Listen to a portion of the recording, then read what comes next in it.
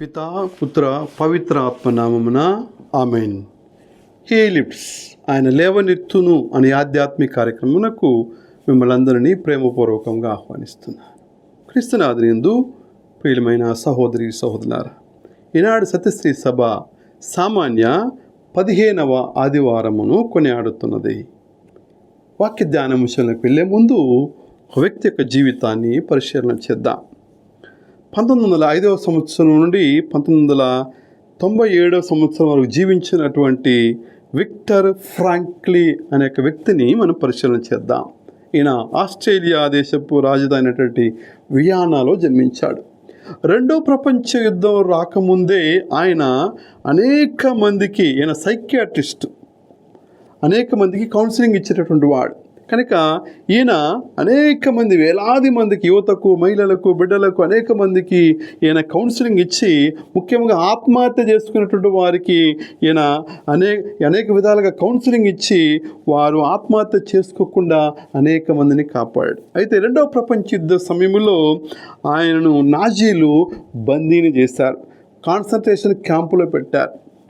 ప్రతిరోజు శారీరకమైన, మానసికమైనటువంటి హింసలతో భయంకరముగా వారిని వేదన గురి చేసి ఉన్నారు. అయితే ఆ యొక్క కాన్సన్ట్రేషన్ క్యాంపులో, ఆ యొక్క బందీలుగా ఉన్న సమయంలో అనేక మంది ఆ చిత్రవద తట్టుకోలేక ఆత్మహత్యలు చేసుకున్నారు, నిరాశకు గురయ్యారు, నిస్పృహకు గురయ్యారు. ఈ బ్రతుకు కంటే చావటం మేలని చెప్పేసి అనేక మంది చనిపోయారు. కానీ ఈ విక్టర్ ఫ్రాంక్లీ ఆయన ఖైదీగా ఉంటూ తన గురించి ఆలోచించుకోకుండా తోటి ఖైదీలను ఓదారుస్తూ, తోటి ఖైదీలను సముదాయిస్తూ, ఆత్మహత్యను చేసుకోకుండా అనేక మందిని కాపాడి ఉన్నాడు. ప్రియమైన సోదరి సోదరులారా, అయితే ఫ్రాంక్లిన్ తన యొక్క క్యాంపు ముగిసిన తర్వాత, తాను విడుదలైన తర్వాత ఒక సత్యాన్ని అర్థం చేసుకున్నాడు. ఒంటరివాడయ్యాడు. తల్లిదండ్రులు లేరు, భార్య లేదు, సోదరులు లేరు, అందరూ కూడా చనిపోయారు. ఆ సమయంలో ఆయన కృంగిపోకుండా, కృషించిపోకుండా ఆ యొక్క శ్రమల గుండా, ఆ శ్రమల స్థానం గుండా వెళ్ళినటువంటి విక్టర్ ఫ్రాంక్లిన్ ఒక సత్యాన్ని నేర్చుకున్నాడు, ఒక జ్ఞానాన్ని అవగతం చేసుకున్నాడు. ఆ జ్ఞానం నుంచి వచ్చినటువంటి ఒక గొప్ప సత్యమే, ఆ యొక్క స్ఫూర్తి ఆయన రాసినటువంటి పుస్తకం. కేవలము 9 రోజుల్లోనే ఆయన ఒక గొప్ప పుస్తకం, తన అనుభవం నుంచి, తన శ్రమల్లోంచి, తన ఇక్కట్లోంచి, తన పొందిన బాధల్లోంచి, భయానకమైనటువంటి అనేక మంది ఆ యొక్క నిరీక్షణ కోల్పోయారు. మేము ఇక ఇందులోంచి విడుదల కాము, మేము జీవోత్సవాలకు చచ్చిపోతాము, ఆ యొక్క జీవోత్సవాలు చాకుముందే మేము చచ్చిపోతామని చెప్పేసి అనేక మంది చనిపోయినటువంటి ఆ దుర్భర పరిస్థితుల్లోంచి ఇతడు బయటపడ్డాడు. కనుక ఆయన రాసిన పుస్తకం పేరు మ్యాన్ సర్చ్ ఫర్ మీనింగ్ అనేటువంటి పుస్తకము. ఈ ప్రపంచంలో వదిలిపెట్టినప్పుడు ఆయన ప్రచురించి దాన్ని విడుదల చేస్తున్నప్పుడు లక్షలాది మంది ఆ పుస్తకాన్ని చదివి, ముఖ్యంగా ఆత్మహత్య చేసుకున్నటువంటి వారు, ఆ ఆలోచన వారు అనేక మంది రక్షింపబడి ఉన్నారు. ప్రియమైన సోదరి సోదరులారా, ఆయన ఒక సత్యాన్ని నేర్పిస్తున్నాడు. ఏమిటని? పరిస్థితులు మనిషిని తయారు చేయవు, కానీ మనిషి తన అంతరంగికమైనటువంటి నిర్ణయాల ద్వారా ఆ పరిస్థితుల్లో ఎటువంటి వ్యక్తిగా మారాలన్నది మాత్రమే తను నిర్ణయించుకుంటాడు. పరిస్థితులు మార్చు, కానీ ఆ పరిస్థితుల్లో తన నిర్ణయాల ద్వారా ఏ వ్యక్తిగా మారాలి, ఏ వ్యక్తిగా ఉండాలన్నటువంటిది మాత్రమే నిర్ణయించుకుంటాడు. ఇంకో సత్యాన్ని కూడా నేర్పిస్తున్నాడు ఆయన. ఏమని? బ్రతకటానికి ఒక విలువైన కారణం ఉన్నటువంటి వ్యక్తి జీవితం ఇచ్చే ఎన్ని కష్టాలైనా, ఎన్ని బాధలైనా, ఎన్ని శ్రమలైనా ఆయన తట్టుకొని నిలబడగలుగుతాడు. కనుక నిరీక్షణతో ఎదురు చూశాడు. రేపటి ఉదయాన్ని చూస్తాను, సూర్యోదయాన్ని చూస్తాను, ఉషోదయాన్ని చూస్తాను, తప్పకుండా ఈ చీకటి జీవితం నుండి, ఈ చీకటిలో ఉన్నటువంటి నా బ్రతుకు ఒక రోజున వెలుగును చూస్తుంది అన్న ఆశతో బతికాడు, అన్నటువంటి నిరీక్షణతో బ్రతికాడు ఈ విక్టర్ ఫ్రాంక్లీ.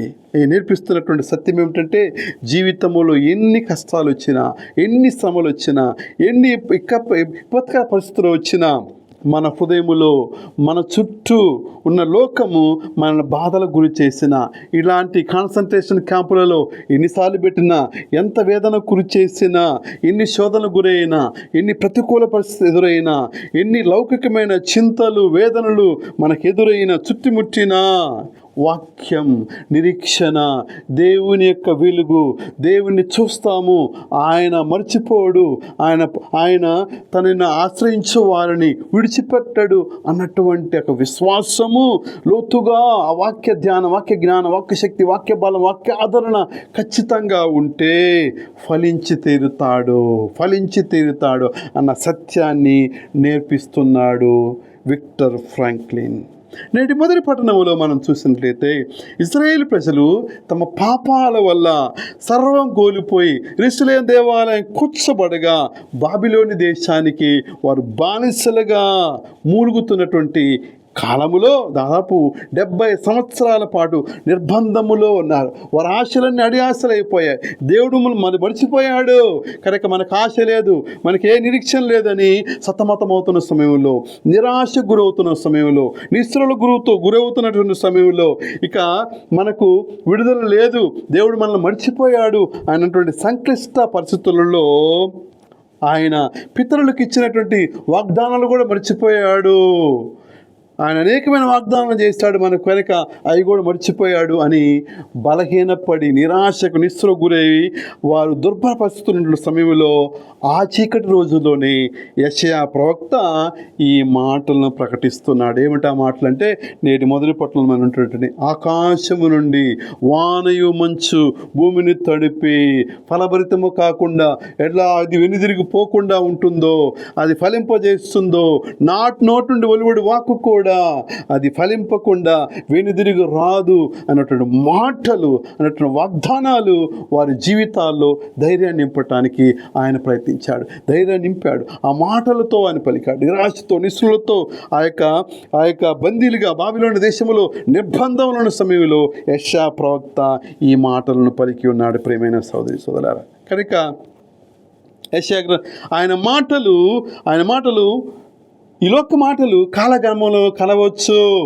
ఈ లోకములో ఉన్నటువంటి ఏ వాగ్దానాలైనా మనుషులు ఈ కాలగమనంలో చరిత్రలు కాలగర్భంలో కలిసిపోతాయి, కానీ దేవుని మాట నెరవేరుతాయి, ఖచ్చితంగా నెరవేరుతాయి. మీరు నమ్మండి, అది వెనుదిరిగిపోదు అన్నటువంటి సత్యాన్ని ఆయన నేర్పించాడు. పరిశుద్ధ గ్రంథంలో కూడా మనకి ఈ వాగ్దానాలు వింటున్నాం. యెషయా గ్రంథము 40:8 గడ్డి ఎండిపోవును, దాని పువ్వు వాడిపోవును, కానీ నా వాక్కు నిత్యము నిలుస్తుంది. అది నిలుస్తుంది. మార్కు సువార్త 13:31 సెలవిస్తుంది, భూమి ఆకాశములు గతింపవచ్చు కానీ నా మాటలు గతించవు.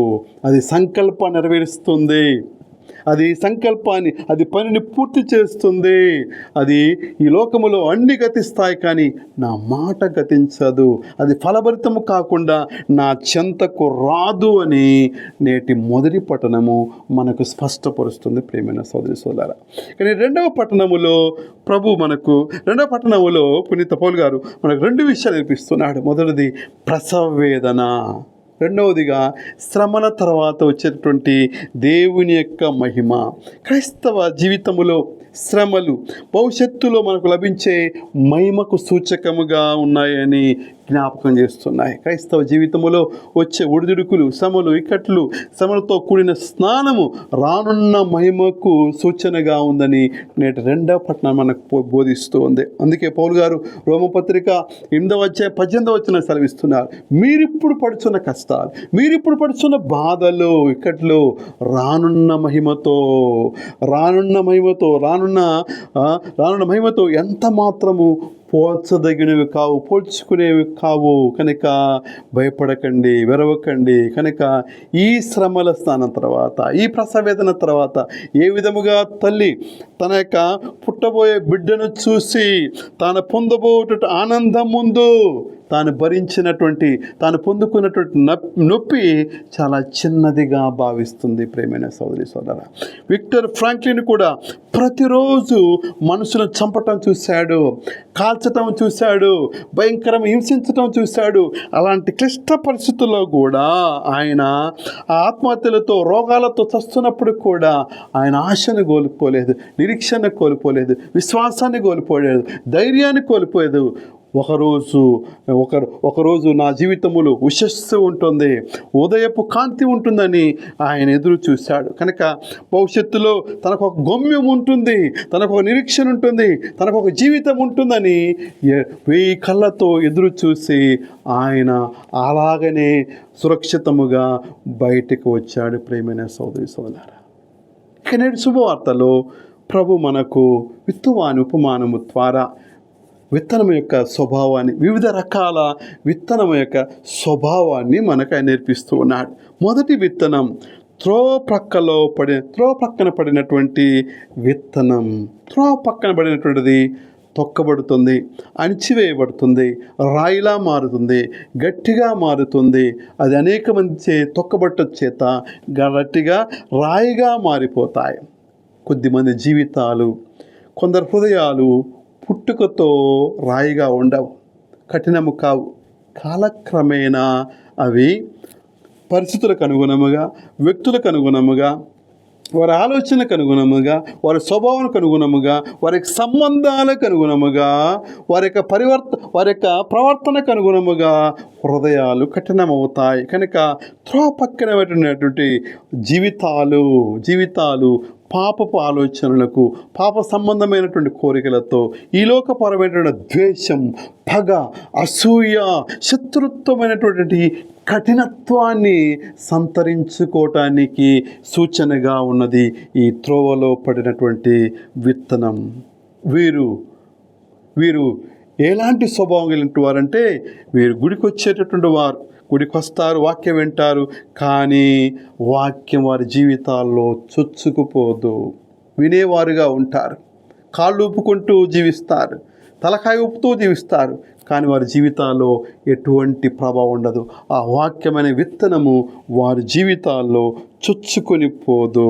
కనుక గుడి దాటకముందే, గుడి ద్వారము దాటకముందే, గేటు దాటకముందే అది పూర్తిగా తుడిచిపెట్టుకుని పోతుంది. పక్షులు ఎత్తుకుపోయిన విధముగా, లేకపోతే అది ఎండిపోయిన విధముగా, పుట్టని విధముగా ఇట్టి జీవితాలు కూడా గుడి గేటు దాటకముందే అది తుడిచిపెట్టుకొని పోతుంది. అందుకే వాక్యం సెలవిస్తుంది, జకర్యా గ్రంథం 7వ అధ్యాయం 12వ వచనం సెలవిస్తుంది, వారు ధర్మశాస్త్రమును, దేవుని మాటలను వినకుండునట్లు తమ హృదయములను వజ్రం వలె కఠినము చేసుకొనిరి. కనుక దేవుని మాటలను, దేవుని ధర్మశాస్త్రం వినకుండునట్లు వారు తమ హృదయములను వజ్రం వలె కఠినము చేసుకొనిరి. అత్యంత కఠినమైనది వజ్రం. కనుక ఆ తీరుగా వారు వింటురు, కానీ అది హృదయంలోనికి వెళ్ళదు, జీవితంలోకి వెళ్ళదు, పరిశీలనలోకి వెళ్ళదు, అది విచారించడంలోకి వెళ్ళదు, అది దుఃఖం వైపుకి వెళ్ళదు, పరితప్త హృదయాలకు వెళ్ళదు, మాంస హృదయాలకు వెళ్ళదు. ఎలా వచ్చారో అలానే వెళ్ళిపోతారు. వ్యక్తులు బాడీ ఉంటుంది, బాడీ ప్రెసెంట్గా ఉంటుంది, కానీ మైండ్ ఆబ్సెంట్గా ఉంటుంది. కనుక వారు ఆలోచనలతో ఎత్తబడతారు, అనేకమైన పరధ్యానంతో ఉంటారు. ప్రియమైన సోదరి సోదరులారా, వీరు తొట్టిలో వేసినటువంటి రాయిలా ఉంటారు. ఆ రాయి వేసినంత వరకు ఆ తడితో ఎంతో కలకల్లాడుతూ ఉంటుంది, ఎంతో జీవం గలదానిగా ఉంటుంది. ఎప్పుడైతే ఆ రాయి తీసామో సెకండ్లలో ఆ యొక్క నీరు ఆవిరైపోయి ఏమీ ఒక ముద్దు బారిపోయే విధముగా, ఎండిపోయిన దానిలాగా కఠినత్వముగా మనకు అవగతమవుతుంది. ఈ యొక్క త్రోవ పక్కన పడిన విత్తనాలు లాంటి జీవితాలు కూడా ఇదే స్వభావానికి సాదృశ్యముగా ఉన్నాయి. ప్రియమైన సహోదరి సోదరులారా, యాకోబు పత్రిక 1వ అధ్యాయము 23-24 వచనాలు కూడా ఇదే విషయాన్ని మనం తెలియజేస్తున్నాయి. త్రోవ పక్కన పడిన విత్తనాలను పోయినటువంటి జీవితాలు, వారు వాక్యం విని దాని ప్రకారము జీవింపని వాడు అద్దములో తన ముఖమును చూచుకొని వెంటనే మరలిపోయే వ్యక్తితో సమానము. కనుక వాక్యాన్ని విని పాటించినటువంటి వాడు, జీవించినటువంటి వాడు కేవలం అద్దంలో తన ముఖాన్ని చుచ్చుకొని పక్కకు తిరగగానే తన ముఖమును, తన రూపమును మరిచిపోయిన వాడితో సమానము. త్రోవ పక్కన పడిన విత్తనాన్ని పోలినటువంటి వాడు. ఇక రెండవ విత్తనము రాతి నేలపై పడినటువంటి విత్తన. ఈ విత్తన స్వభావాన్ని మనం చూసినట్లయితే పాలస్తీనా దేశములో రెండంచులు పైన నేల రెండంచుల దాకా మట్టి ఉంటుంది. రెండంచుల తర్వాత తవ్వి చూస్తే అంతా కూడా సున్నపు రాయి ఉంటుంది, గట్టి రాయి ఉంటుంది. కనుక ఈ నేల స్వభావాన్ని మనం చూసినట్లయితే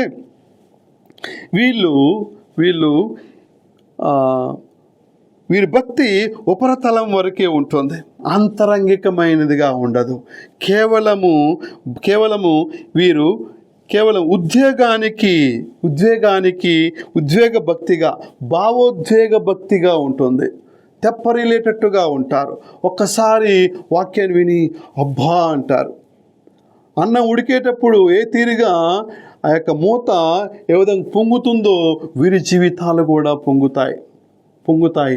తర్వాత భావోద్వేగం గురుగుతారు. నీ మాట చాలయ్యా, నీ చూపు చాలయ్యా, నీ తోడు చాలయ్యా, నువ్వు ఉంటే చాలయ్యా, ఇంకా చాలు ఈ జీవితానికి నువ్వు, ఈ తీరుగా వీరు భావోద్వేగానికి గురవుతారు. కానీ శ్రమ వచ్చినప్పుడు, కష్టం వచ్చినప్పుడు, లేకపోతే సిలువ వచ్చినప్పుడు, పరీక్షలు వచ్చినప్పుడు వేరు లేదు కాబట్టి వీరు కుంగిపోతారు, ఎండిపోతారు, పడిపోతారు, రాలిపోతారు. ప్రియమైన సోదరి సోదరు, కనుక వీరి భక్తి కేవలం పై మాటల్లోనే, ముఖాల్లోనే, భావోద్వేగంలోనే, కేవలము ఉచ్చలంలోనే, ఒక ఉద్వేగంలోనే వీరి భక్తి కనపడుతుంది తప్ప లోతైన వేరు ఉండదు. శిలతో కూడిన, శ్రమలతో కూడిన జీవితం ఉండదు. కనుక ఈ జీవితాలు త్వరగా ఎండిపోతాయి, కూలిపోతాయి. రాతి నేలగలటువంటి స్వభావం కలిగినటువంటి ఈ జీవితాలను ప్రభు హెచ్చరిస్తూ ఉన్నాడు. ఇటు జీవితాలకు దేవుడిస్తున్నటువంటి వాగ్దానం ఏమిటంటే, హెచ్కేల్ గ్రంథము 36వ అధ్యాయం 26వ వచనములో, నేను మీ నుండి, ఈ రాతి నేల స్వభావానికి దేవుడిస్తున్న జ్ఞానం, దేవుడిస్తున్న హెచ్చరిక, వాగ్దానం, నేను మీ నుండి రాతి గుండెను తొలగించి మీకు మాంసపు గుండెని ఇస్తానంటున్నాడు. ఈ రాతి నేల స్వభావాన్ని కాలని, ఈ స్వభావాన్ని తీసివేయటానికి సిద్ధముగా ఉన్నటువంటి జీవితాలకు ప్రభు ఇస్తున్నటువంటి వాగ్దానము, జ్ఞానము. ప్రేమైన సోదర, మీ నుండి రాతి గుండెను తొలగించుకోండి, మాంస గుండెను తయారు చేసుకోండి అని ప్రభు మీరు లోబడితే, విధేయిస్తే, ఫలించటానికి సిద్ధమవుతే నేను మీకు మాంస గుండెని ఇస్తానంటున్నాడు. ఇక మూడవ విత్తనం ముళ్ళ పొదల్లో పడినటువంటి విత్తనం. ఈ నేల చాలా ప్రమాదకరమైనది. ఎందుకంటే ఇది ఉవ్వెత్తున వస్తుంది, బాగా పండిన చెట్టుగా ఉంటుంది, చూడటానికి చాలా ఇంపుగా, కంటికి అందంగా కనపడుతుంది. కానీ దానిలో ఉన్నటువంటి ముళ్ళ తుప్పలు దాన్ని అణిచివేస్తాయి.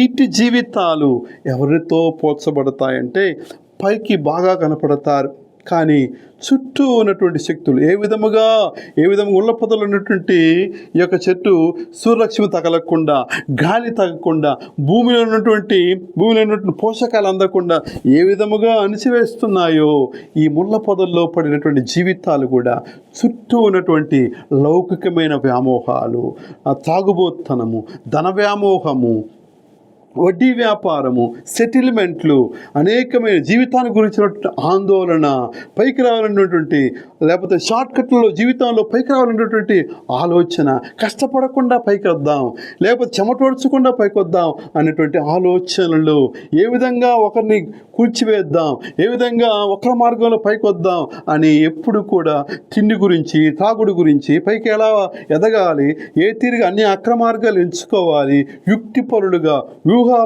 వ్యూహాలతో జిత్తులుమారిగా జీవిస్తూ ఉంటారు. కనుక ఈ నేల, ఈ యొక్క విత్తనము, ఇది చాలా ప్రమాదకరమైనటువంటిది. కనుక వీరెప్పుడు కూడా రేపటి గురించి ఆలోచిస్తూ ఉంటారు. రేపేం తిందామా, ఏం త్రాగుదామా, ఏమి ధరించుదామా అనే చింతలతో ఉంటారు. కనుక ఇవి వీటిని అణిచివేస్తూ ఉంటాయి. గుళ్ళో కూర్చున్నా కానీ తిండి గురించో, తాగుడు గురించో, పార్టీల గురించో, వీటి గురించో చింతతోటే జీవిస్తారు, ధనాకాంక్షతో జీవిస్తారు. కనుక లూకా శుభవార్త 21వ అధ్యాయము 34వ వచనం సెలవిస్తుంది, తుచ్చ విషయ ఆసక్తితోనూ, త్రాగుడుతోనూ, చీకు చింతలతోనూ మీరు మందమతులుగాక అప్రమత్తులై ఉండండి. లేనిచో ఆదిని ఆకస్మికముగా ఉచ్చులా వచ్చి పడును. తుచ్చవశాలతో రేపటి గురించి ఆందోళన చెందవద్దు. చింతలతో డబ్బు వ్యామోహాలతో మీరు బ్రతకండి అని ప్రభు సెలవిస్తున్నాడు. తిమోతి రాసిన మొదటి లేఖ 6వ అధ్యాయము 10వ వచనం సెలవిస్తుంది, ధనాకాంక్ష సర్వ అనర్థాలకు విపత్తులకు మూలము.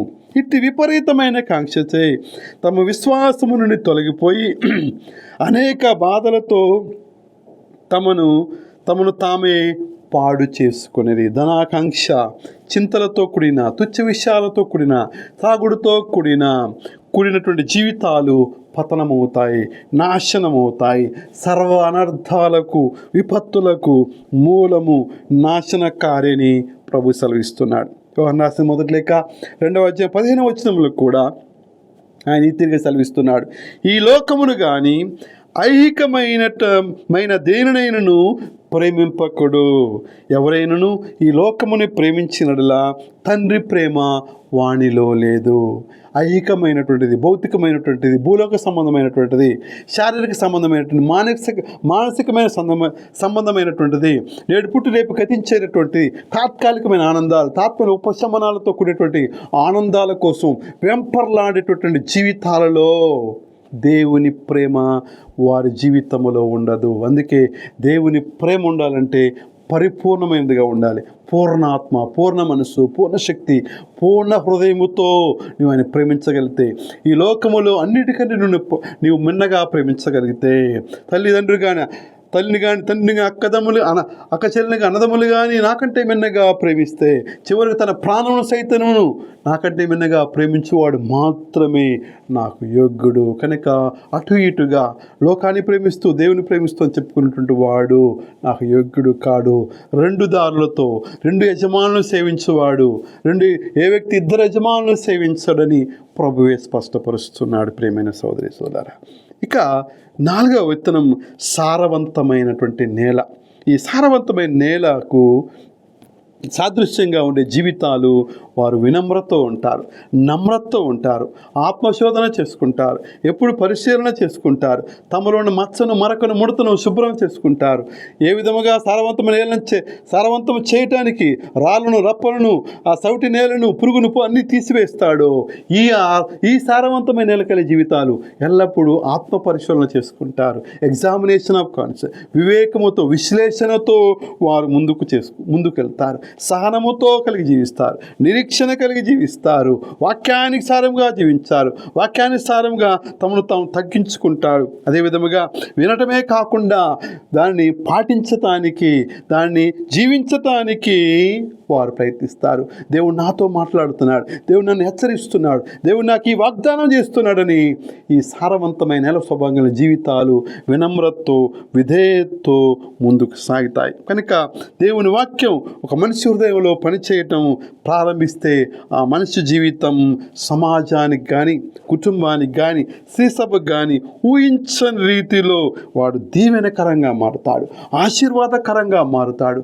దేవుని యొక్క ఆశీర్వాదాలకు పరంపరగా అతను ఒక నిలయముగా మారిపోతాడు. ప్రియమైన సహోదరి సోదరులారా, యోహాను సువార్త 15వ అధ్యాయము 5వ వచనం సెలవిస్తుంది, నా యందు నిలిచిన వాడు అధికముగా ఫలిస్తాడు.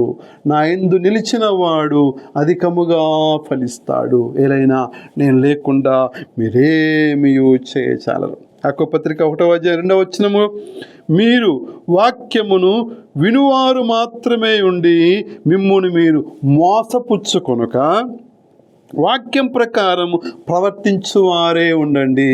కేవలం వినే క్రైస్తవులుగా, ఆదివార క్రైస్తవులుగా, విని తలకాయ ఊపేటటువంటి క్రైస్తవులుగా ఉండకుండా దాన్ని ఆచరించేవారుగా, దాన్ని పరిశీలించేవారుగా, పరిశీలించి తెలుసుకో ప్రభు ఎంత మంచివాడు, ప్రభు జ్ఞానం, ప్రభు శక్తి, ప్రభు బలము, ప్రభు ఆదరణ, ప్రభు శాంతి సమాధానాలను దాన్ని తెలుసుకున్న వారే, దాన్ని పాటించువారే, దాన్ని నిధి చేసుకుని, దాన్ని నిలిప్తం చేసుకున్నటువంటి వారే, దాన్ని జీవించువారే ఉండండి అని వాక్యం సెలవిస్తుంది. కొలస్సీ పత్రిక 1వ అధ్యాయం 10వ వచనములో, మీరు ప్రభువుకు తగినట్లుగా నడుచుకుంటూ సమస్తమైన సత్కార్యం హృదయములలో ఫలించుచు దేవుని జ్ఞానమందు అభివృద్ధి చెందాలి అని పునీత పౌలు గారు నొక్కి వక్కానిస్తున్నాడు ప్రియమైన సోదరి సోదరా. కనుక ఈ 4 విత్తనాలలో ఏ స్వభావం మనం కలిగి ఉన్నాం, ఏ దృక్పథం కలిగి ఉన్నాం, ఏ మనస్తత్వం కలిగి ఉన్నాం, ఏ వ్యక్తిత్వాన్ని మనం కలిగి ఉన్నామో ఆత్మపరిశీలన చేసుకుందాం, విశ్లేషించుకుందాం. సారవంతమైన నేలగా, ఫలించేటటువంటి నేలగా మారటానికి మనం తయారు చేసుకుందాం. చేతులు జోడించుదాం, కళ్ళు మూసుకుందాం, ప్రార్థనలో ఏకీభించుదాం. సర్వశక్తిమంతుడైన ఓ సర్వేశ్వర, నీ వాక్యమైన జీవపు విత్తనాన్ని మా హృదయములో నాటినందులకు మీకు వందనములు. మేము ఆ వాక్యానికి లోబడి లోకపు ఆశలని ముళ్ళ పొదలలో చిక్కుకుపోకుండా ఆత్మ ఫలాలను ఫలించినట్లు మాకు తోడ్పడండి. మేము కేవలం వాక్యాన్ని వినే వారముగా మాత్రమే కాకుండా దాని ప్రకారం జీవిస్తూ మా కుటుంబాల్లో, మా సమాజములో, మా స్త్రీ సభలో ప్రేమ, శాంతి, కరుణ అనే 100 ఆత్మ ఫలాలను ఫలించే వాక్యాన్ని మాకు ప్రసాదించండి. ఈ వాక్యానికి సాక్షులుగా ఈ లోకములో జీవించటకు మాకు కావలసిన ధైర్యాన్ని, శక్తిని అనుగ్రహించండి. మా ప్రభు అయిన క్రీస్తు ద్వారా ఈ మనవి చేయుచున్నాము. ఆమేన్. ప్రభు మీతో నుందురుగాక, మీ ఆత్మతో నుందురుగాక. సర్వశక్తిగల సర్వేశ్వరుడు పితా, పుత్ర, పరిశుద్ధాత్మ మేము ఆశీర్వదించి కాపాడుదురుగాక. ఈ ఆత్మీయ సందేశం మన ఆత్మీయంగా బలపరిచినలా ఇతరులతో పంచుకొని వారు కూడా ఆత్మీయంగా బలపడటకు దోహదపడగలరని మనవి. God bless you.